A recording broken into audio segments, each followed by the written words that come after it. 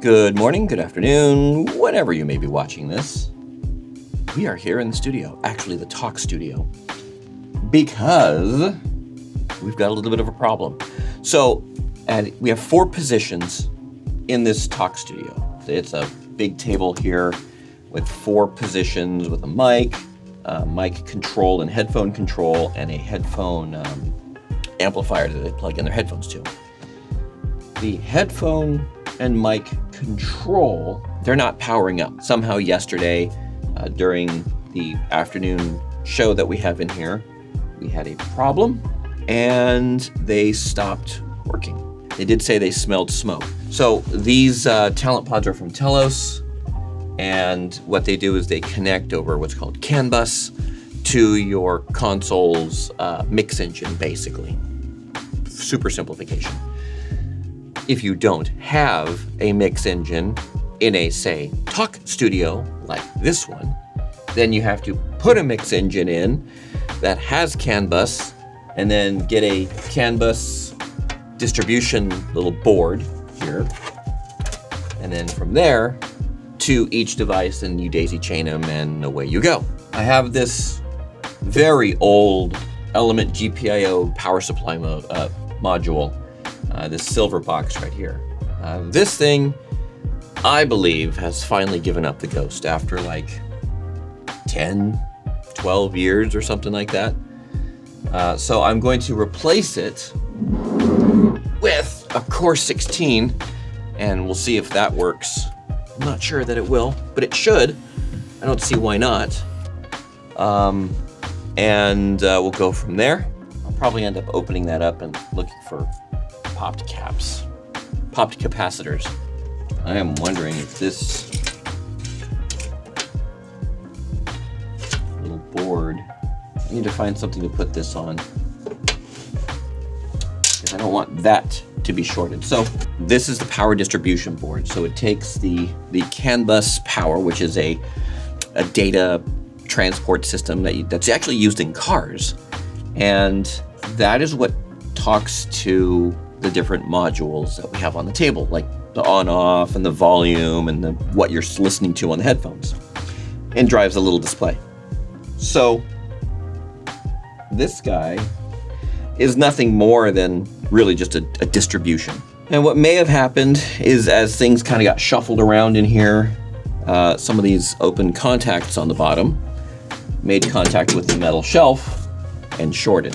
Let's find something for that to sit on, so that way, because before there's a big piece of Velcro here, and that's what kept it from shorting all those years ago. But today we need to find something else. Let me go see what I can dig up. All right, I'm back. So I was trying to find like a piece of rubber or a piece of plastic, and I was thinking, well, okay, maybe I could use a piece of cardboard.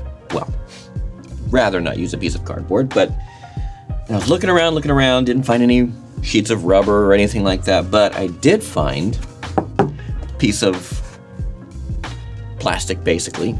It was for the old lights that we used to have here in the talk studio for TV, and they're filters, they're colored gels, basically. We haven't used these in a very long time, many, many years.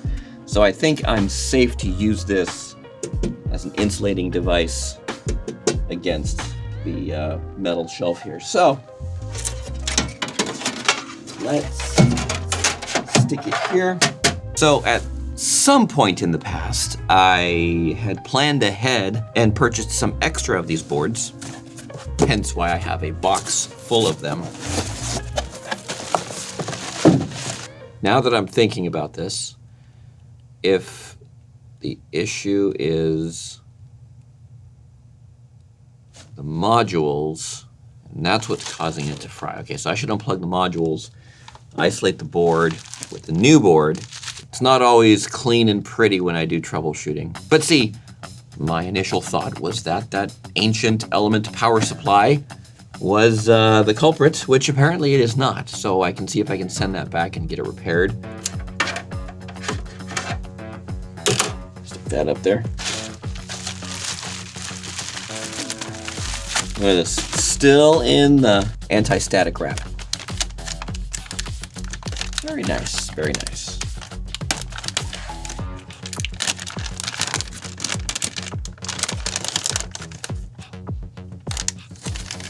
New electronics sometimes don't smell very good.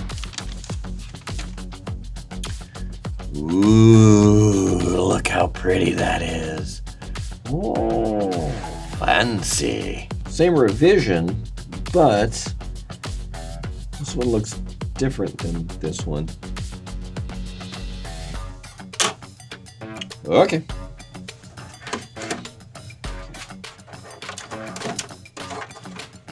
That there. The configuration side of things will be pretty easy. And yeah. Hopefully. There we go. Everybody says. It's always fun to find out that a piece of equipment that you've had on the shelf is dead. I have one more from the shelf, from a studio that was disassembled. I will take this out, replace it with this one, and hopefully it works. Here's the problem. So I have everything connected for the most part, and I can see the modules here in the list on the Core 16, but I can't assign what they're for like I could with the Element power supply.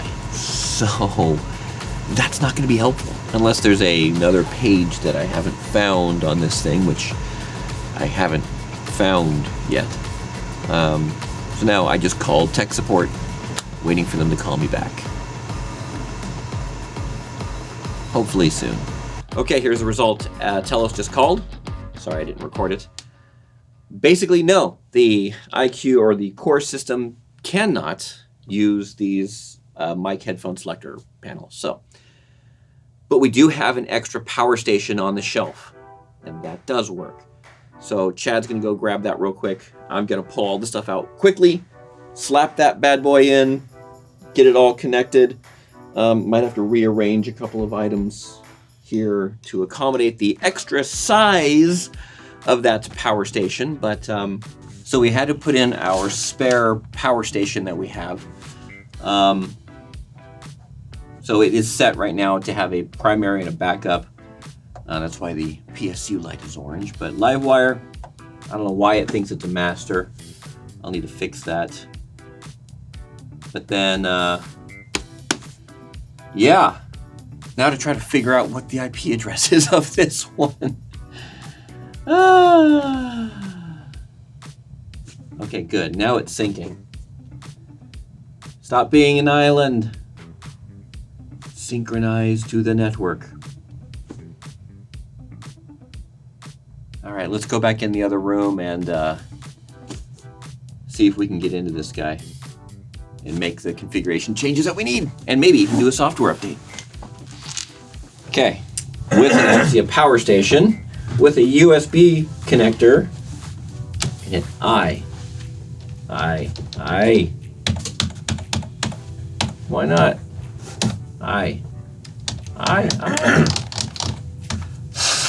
What's the I supposed to do? Uh-oh, I crashed it. Ooh. Oh, that reset it. Yeah, it crashes it. It's Monday morning, and now we've got to deal with the same problem that we've been dealing with. And so, I'm able to get into the web interface for the power station, which is going to be running all those mic headphone controller panels.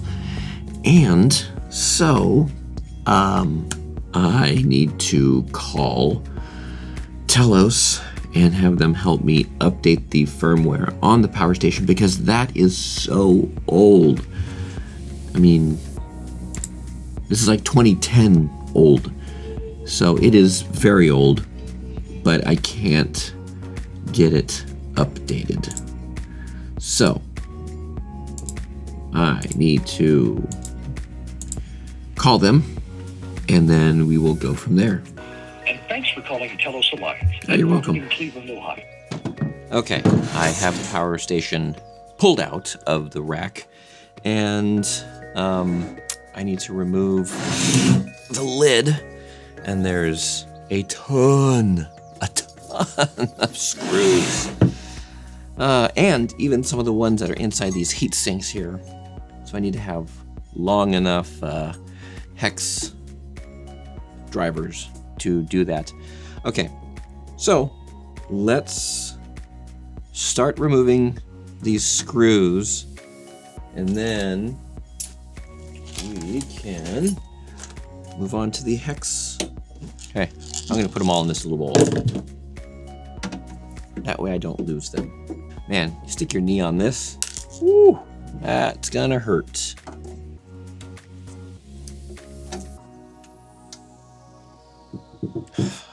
Terrible, terrible way of doing this.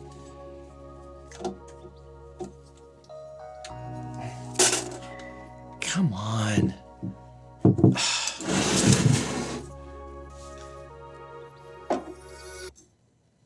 I'm like a centimeter too short. I am gonna have to go see if I have longer ones. What size is this one? I had to go all the way down and pull this one out of my car, out of my truck. Hopefully this is long enough. Oh, just barely. It's just barely long enough. You know what? Let me do this.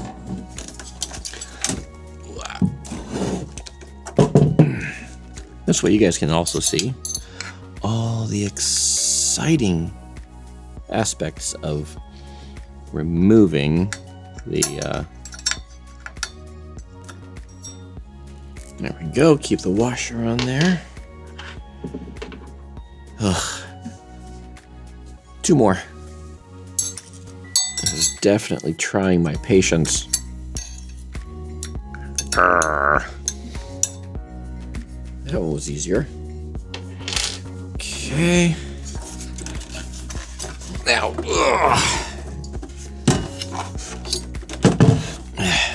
flip to the other side.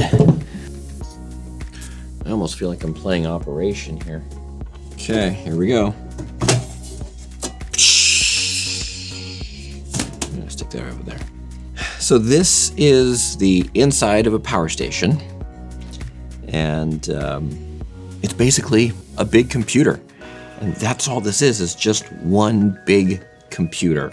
Obviously, you have your audio and digital inputs and outputs, and a network switch, and a power supply, and all kinds of other fun little things in here. But the other thing, oh, and this right here is the hard drive. It's just a CF card. All right, well, now that we've got that, I can take it over to the computer, get it formatted. Okay, we want to flash from file, that file, select, let's put this in first.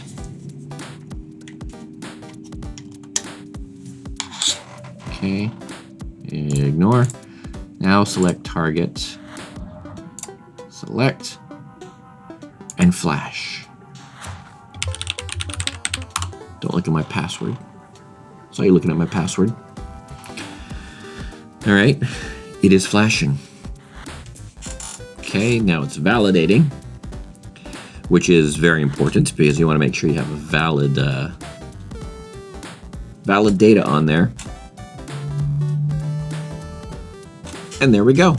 Ta-da! We will eject it. Okay, now let's go put this back in the power station, put all the screws back on, and it should work. Should. Here's my CF card, and yeah, I'm just gonna stick it in there nice and easy. Make sure we don't bend pins. That is terrible. Well, that was exciting. Now to put the lid back on.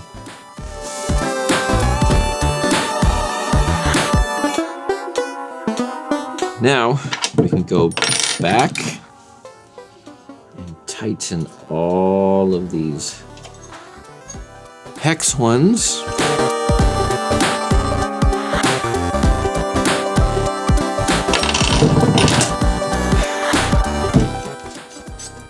You're good. Nothing sounds loose on the inside. That's good. Okay. This is ready to go back. Let's go put this back in the studio and power it on and get things set up. Hopefully get things set up, and hopefully everything should be easy peasy, as they say, lemon squeezy, whatever. Okay, good, it's right side up. Because that's a pain when you put it in upside down. It's physically in here now. Let's start plugging everything back in. Backspace. 10. So I've got 3 out of the 4 of these things working. So I have this one that was on the shelf, but I'm gonna swap that for the one that's not working and see if we can get it working.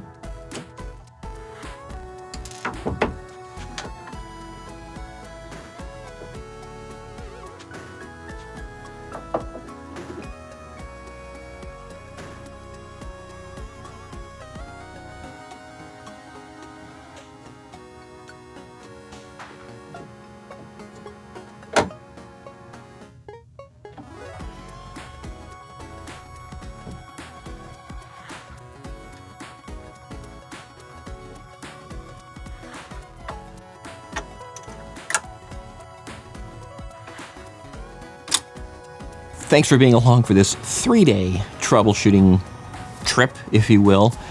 Yeah, I did not expect it to take 3 days. So anyways, you got to see it. You got to see most of my mistakes.